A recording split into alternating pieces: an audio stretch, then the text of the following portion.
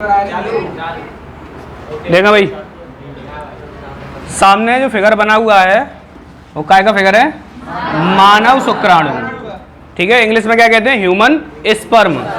ठीक है, मनुष्य का शुक्राणु दो नाम दिए गए हैं इसको। पहला टेडपोल के आकार का होता है। किसके आकार? टेडपोल के आकार का। ठीक है, टेडपोल का मतलब होता है मेढक का लार्वा। क्या होता है? मेढक का लार्वा। और दूसरा बताया गया है कि मानव का शुक्राणु चम्मच की आकृति का होता है, स्पून शेप। ठीक है, लगभग वैसी आकृति दिखाई दे रही है। मानव के शुक्राणु की लंबाई लगभग 6 म्यू होती है और इसके शरीर को 3 भागों में बांटा जाता है। तो पहला भाग रहा इसका शीर्ष भाग, दूसरा भाग रहा मध्य भाग और तीसरा भाग रहा पुच्छ भाग। ठीक है, हेड रीजन, मिडिल पीस और टेल रीजन। ठीक है, तो एरिया दिखा रहे हैं यहां से लेकर यहां तक का भाग क्या कहला रहा है? इसका शीर्ष भाग। जहां पर नेक खत्म होती है, नेक का मतलब ग्रीवा, वहां से शुरू होता है इसका मध्य भाग, और जहां से टेल फाइबर शुरू होता है वहां तक का इसका मध्य भाग होता है। तो शुक्राणु के शरीर को 3 भागों में बांटा गया, शीर्ष भाग, मध्य भाग और पुच्छ भाग। बीच में जो कॉन्स्ट्रक्शन दिखाई दे रहा है, इस तरीके से संकीर्णन दिखाई दे रहा है, ये ऐसा, इसको कहते हैं ग्रीवा। बहुत सी किताबों में 4 पार्ट दिए हैं, लेकिन इसकी कोई खास डेफिनेशन नहीं है। ये इसको ग्रीवा बताया गया। ग्रीवा का मतलब गर्दन, यानी कि नेक, शुक्राणु की गर्दन। लेकिन मेन पार्ट इसके 3 हैं, शीर्ष, मध्य और पुच्छ। अब पहली बात, हम सबसे पहले शीर्ष भाग के बारे में पढ़ेंगे।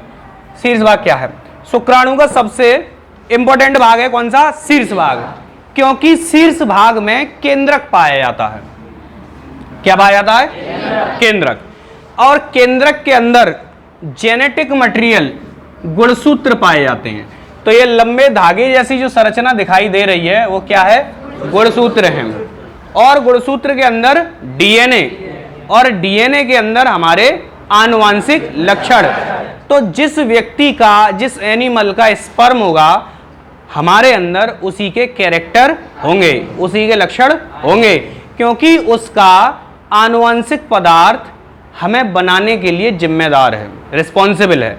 तो इस शुक्राणु से जिस संतान की उत्पत्ति होगी उसमें वही कैरेक्टर होंगे जो इस गुणसूत्र के अंदर होंगे। यहां तक बात समझ में आई? इसका केंद्रक अंडाकार होता है, यानी कि ओवल शेप होता है। ठीक है, अब उसके बाद अगर हम इसको ब्रेक करते हैं इतना यहां से, तो ये एक सिंगल सेल हो गई शुक्राणु की कोशिका। ठीक है भाई, तो कोशिका के अंदर केंद्रक रहा और ये बाहर कोशिका भित्ति है चारों तरफ, और इसके अंदर सभी कोशिका अंग पाए जाते हैं। कौन कौन से? सभी कोशिकांग, जैसे माइटोकॉन्ड्रिया, गोल्गी गॉय, राइबोसोम, ये सारे अंग इसके अंदर पाए जाते हैं। तो जैसे एक सिंगल कोशिका काम करती है, वैसे ही शुक्राणु की ये वाली कोशिका, हेड रीजन वाली कोशिका काम करती है। अब शुक्राणु के हेड के ऊपर एक टोपी के समान संरचना पाई जाती है, जिसको इंग्लिश में एक्रोसोम कहते हैं और हिंदी में क्या कहते हैं? अग्रपिंडक। क्या कहते हैं? अग्रपिंडक। अग्रपिंडक के अंदर एक डाइजेस्टिव, यानी कि पाचक एंजाइम भरा होता है, जिसका नाम था हाल्यूरोनिडेज।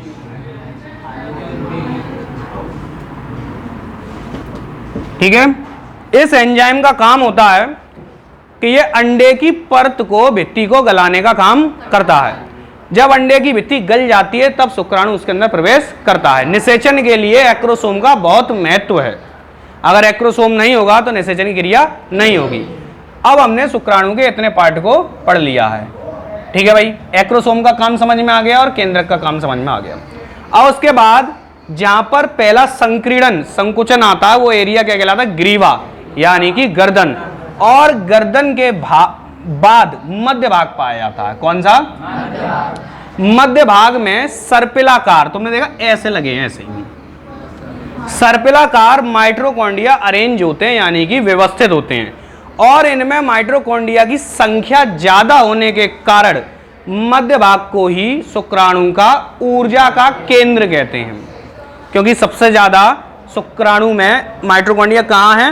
मध्य भाग में। भोजन का केंद्र किचन रसोई घर होता है, वहीं भोजन मिलता है। बिल्ली रसोई में जाती सबसे पहले, बात समझ में आ गई, क्योंकि वहां भोजन मिलता है। तो ऐसे ही यहां पर सबसे ज्यादा माइटोकॉन्ड्रिया रहेंगे और शुक्राणु को क्या देंगे, ऊर्जा, जिसकी वजह से शुक्राणु में गति होगी, फ्यूल का काम करेंगे ये, ईंधन का। ठीक है, अब उसके बाद मध्य भाग का काम खत्म हो गया। अब इसके बाद एक अक्षीय तंतु यानी कि एक धागे के समान संरचना नीचे की ओर जाती है, जिसको क्या कहते हैं हम, अक्षीय तंतु, और इसके चारों ओर पतली झिल्ली होती है और ये आपस में मिलकर एक पूंछ का निर्माण करते हैं, जिसको हम क्या कहते हैं, पुच्छ भाग। अब देखो जरा, माइटोकॉन्ड्रिया से इसको ऊर्जा मिलेगी और जो पूंछ है वो कशाविका के समान है, फ्लैजिला के समान है, ये मूवमेंट करेगी, ऐसे लहराएगी और शुक्राणु किसी भी माध्यम में आगे बढ़ता हुआ चला जाएगा। तो चलने का काम कौन कर रहा है, ये हमारे पैर चलने का काम करते हैं, लेकिन अगर हमारे अंदर क्षमता नहीं है, पावर नहीं है, एनर्जी नहीं है, तो हम चल नहीं पाएंगे। तो ऐसे चलने का काम इसका होता है, पूंछ का, लेकिन इसको एनर्जी कौन देता है चलने के लिए, मध्य भाग। मध्य भाग में उपस्थित माइटोकॉन्ड्रिया, चल रहे हैं पैर, ऊर्जा दे रहा है माइटोकॉन्ड्रिया और पहुंच जाते हैं हम। तो वैसे ही ये दोनों मिलकर इस पूरी कोशिका को मादा के शरीर के अंदर लेकर जाते हैं और उसके बाद एक्रोसोम अंडाणु की परत को गला देता है और निषेचन की क्रिया पूरी हो जाती है। इस तरह से ये शुक्राणु की पूरी संरचना आती है। इंटर में शॉर्ट क्वेश्चन पूछने को आता है, मानव शुक्राणु का सचित्र वर्णन करें। समझ गए? अब किसी को कोई प्रश्न पूछना है तो बताओ।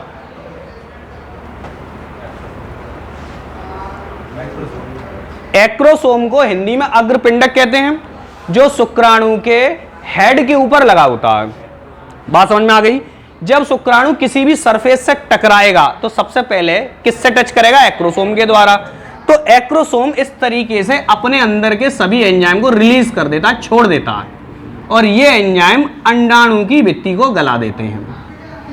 गल गई भित्ति तो फिर ये आसानी से इसके अंदर एंट्री कर जाता है। समझ गए? और बताओ बेटा।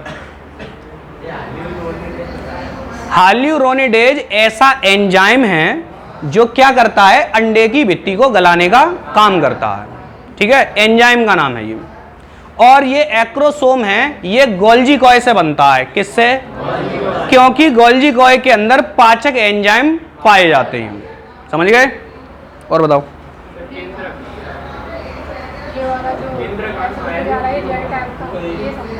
ये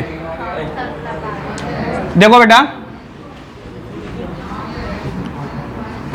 सर्पिलाकार अवस्था में माइटोकॉन्ड्रिया इस पर अरेंज रहते हैं, यानी कि व्यवस्थित रहते हैं। तो ये इस तरीके से सीढ़ी सर्पिलाकार संरचना बन गई और इस पर माइटोकॉन्ड्रिया लगे होते हैं बहुत सारे, जो क्या देते हैं? ऊर्जा देते हैं। इसको काफी ज्यादा मात्रा में लगे होते हैं। अब देखो, इसका ऐसे लगने का क्या कारण है? अगर ये ऐसे होता तो क्या ज्यादा लग पाते? बात समझ में आ गई? तो ज्यादा माइटोकॉन्ड्रिया अरेंज होने की वजह से इसकी स्ट्रक्चर ये होती है, थोड़े से एरिया में ज्यादा कवर हो जाते हैं माइटोकॉन्ड्रिया। और शुक्राणु का जीवन काल 24 से 28 घंटे का होता है, इसके बाद वो नष्ट हो जाता, खराब हो जाता। समझ गए?